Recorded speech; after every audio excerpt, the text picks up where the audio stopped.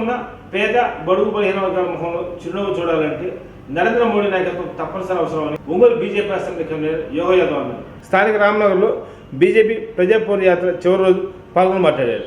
ఈ కార్యక్రమంలో సెగ్గల్ సీను, శివాజీ యాదవ్, రాయపాటి అజయ్, గుర్రం సత్యనారాయణ, రాము, మిలిన్ సీను, దుర్గేష్ తదితరులు బాగున్నారు. ఈ రోజున నరేంద్ర మోడీ గారు ఈ రోజున भारत माता की जय, भारत माता की जय, नरेंद्र मोदी नायकत्व, नरेंद्र मोदी नायकत्व, भारत माता के जय, नरेंद्र मोदी गारी नायकत्व, नरेंद्र मोदी गारी नायकत्व, मुख्यमंत्री गारी नायकत्व, भारत माता के जय.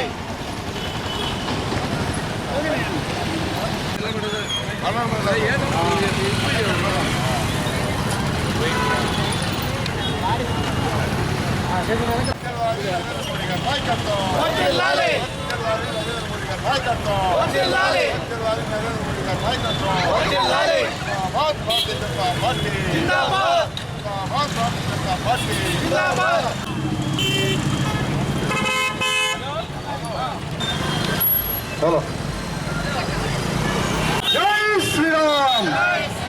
యోగ యాదవ్ గారిని పైకి రైట్ షాట్.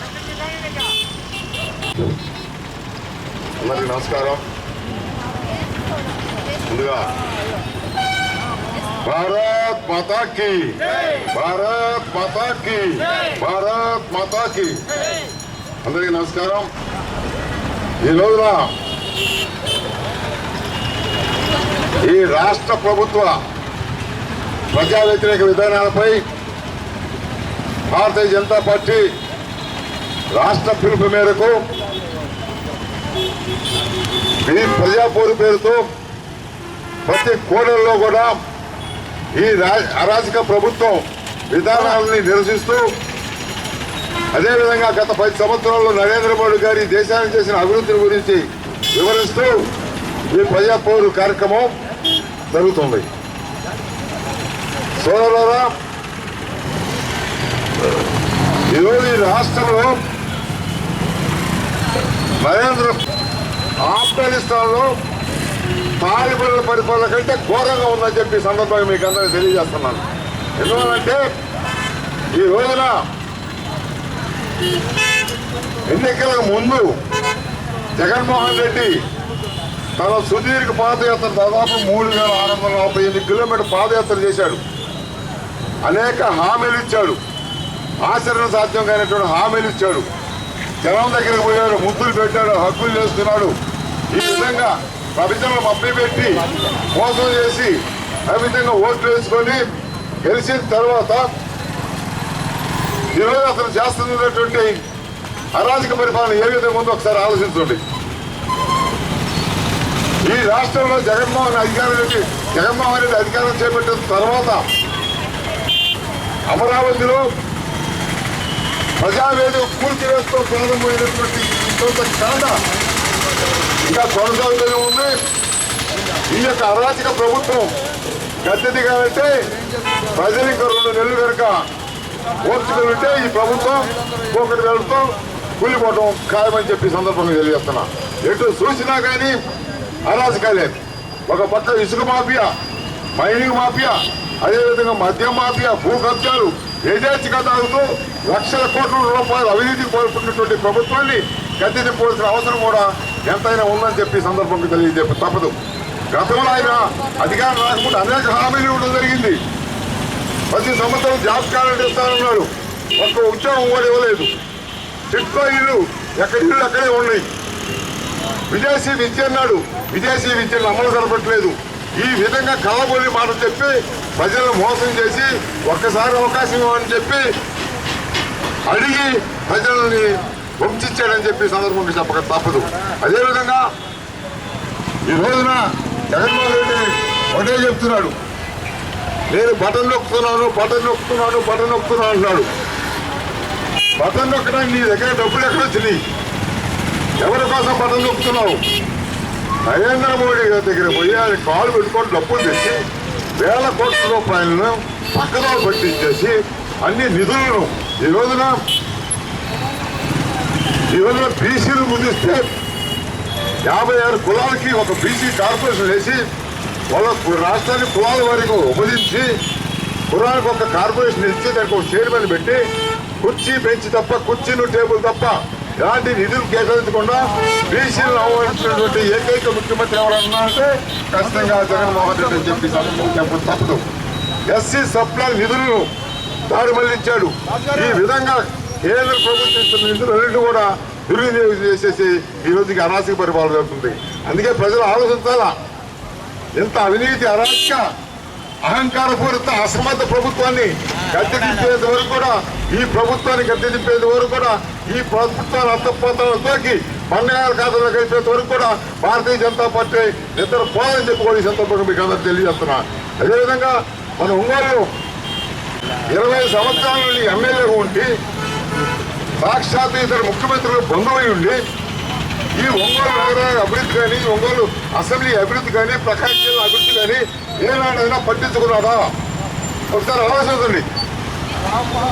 ఇలాంటి వ్యక్తులు ఇలాంటి ప్రజాప్రతినిధి ఒంగోలు ప్రజలకు అవసరమని చెప్పి భారతీయ జనతా పార్టీ డిమాండ్ చేస్తుంది. ఒక పక్క కొత్తపట్నం రోడ్లో బహింకా కెనాల్ మీద బహింకా కెనాల్ బ్రిడ్జి గత ప్రభుత్వం కొంత కంప్లీట్ చేస్తే దాన్ని పూర్తి చేయలేనటువంటి అసమర్థ ప్రభుత్వం ఏదైనా ఉందంటే ఖచ్చితంగా వైఎస్ఆర్ కాంగ్రెస్ పార్టీ ప్రభుత్వం అని చెప్పక తప్పదు. అదేవిధంగా ఈరోజు ఒంగోలు నగరంలో భూ కబ్జాలు నకిలీ డాక్యుమెంట్ జరిగి దాదాపు 500 కోట్ల రూపాయల దాకా మరి కుంభకోణం జరిగితే అసలైన ముద్దాలని పక్కన తిప్పుకుంటూ అమాయకులందరినీ కూడా జైల్లో పెట్టి నాకు తెలియదు అంటే నాకు ఈ రోజున నన్నే పరిస్థితులు ప్రజలు లేరని చెప్పి కూడా ఈ సందర్భంలో స్థానిక ఎమ్మెల్యే గారికి మేము తెలియజేస్తున్నాం. అదేవిధంగా గత సంవత్సరం 15,000 మందికి ఎర్రజనంలో పట్టాలు ఇస్తానని పట్టాలు చదువు చేసి అది మైనింగ్ జోన్లో ఉందని తెలిసి ఏ విధంగా ఇచ్చావు?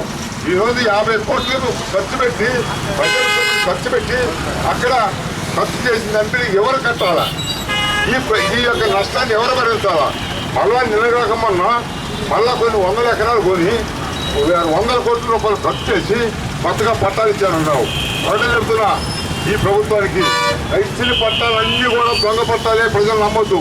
ఎందువల్లంటే ఆ యొక్క వైఎస్ఆర్ కాంగ్రెస్ పార్టీ కార్యకర్తలకు ఆ ఒక్కొక్కరికి 4 3 ఏళ్ళకి డబల్ పట్టాలు ఇచ్చారు కనుక ఈ రోజున కోర్టులో కూడా ఒక తీర్పు జరిగింది.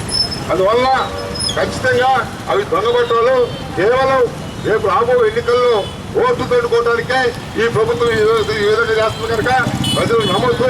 అందుకోసం ఒకసారి ప్రజలతో కూడా ఆలోచిస్తామని చెప్పి ఈ సందర్భంగా మీకు అందరూ తెలియజేస్తున్నారు.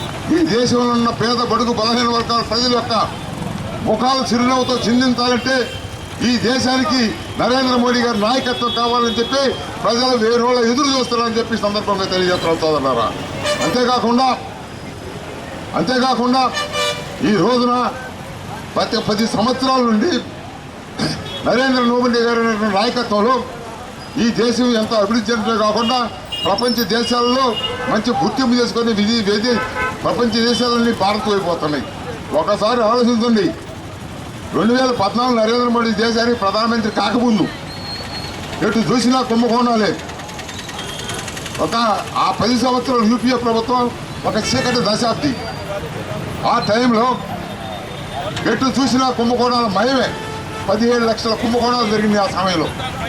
పాతాళానికి వెళ్తే బొగ్గు కుంభకోణం, ఆకాశానికి వెళ్తే హెలికాప్టర్ కుంభకోణం, భూమి మీద కూసి కుంభకోణం, సముద్రంలో జలంతర్గత కుంభకోణం. ఈ విధంగా దేశాన్ని దోశారు ఈ యొక్క యూపీఏ ప్రభుత్వం.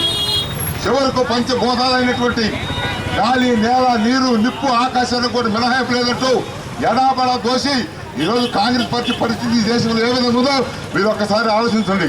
ఈ రోజున అలాంటి తప్పులు చేయబట్టే కాంగ్రెస్ పార్టీ ఈ రోజున ప్రాంతీయ పార్టీని కేజ్రీవాల్, అదేవిధంగా అఖిలేష్ యాదవ్, అదేవిధంగా తేజస్వి యాదవ్ లాంటి వాళ్ళ దగ్గర పోయి దేహి అని చెప్పి చీట్లు కొన్ని పరిస్థితికి వచ్చిందంటే కాంగ్రెస్ పరిస్థితి ఈరోజు దేశంలో ఏ విధంగా ఆలోచించాలా.